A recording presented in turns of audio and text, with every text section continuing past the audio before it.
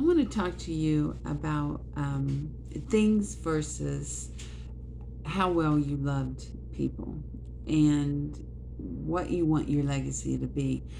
I had a grandmother that was just the greatest. She had 10 children, and of course, they had children. So she had lots of grandchildren. And I can't remember my brothers, sisters, or any of my cousins say anything bad about my grandmother. She was just the greatest. On my dad's side, I had a grandmother I have one memory of, and it's kind of sketchy. I think she died when I was 6. Um, and then I don't remember any of my grandfathers. One died before I was born, and the other died, I think I was 3 years old. So, really, as far as grandparents, I have just memories from this one grandmother, and she was just the greatest. I could tell you the layout of her downstairs part of the house. We weren't allowed upstairs. I really couldn't pick out any furniture though. When she passed, she had furniture. She had um, cabinets and dining room table and dishes.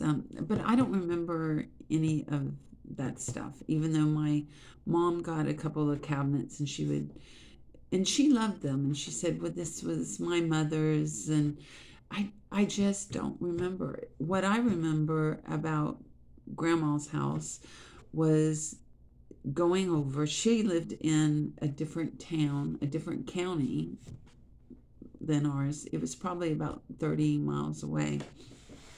And what I remember is we used to try to get over there once a week. So money was tight, but my dad always made sure we each would have maybe 50 cents or $1. And just a couple doors down was a store. And we would go into the store and they had comic books and magazines and candy and just little toys. And it was just like heaven, going in there. It was a special treat.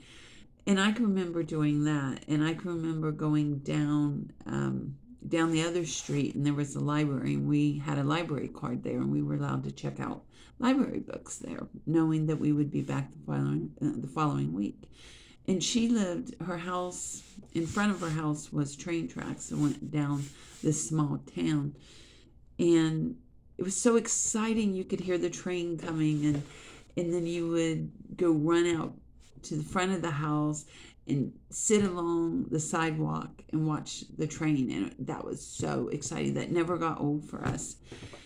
And then I remember how she used to sing to us and how we used to jump on her lap, and how we used to listen to her stories, listen to her laugh.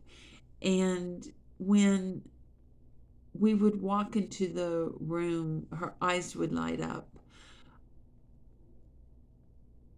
That's what I remember about my grandmother. Not her things, but how well she loved. And that's exactly how I want to be remembered.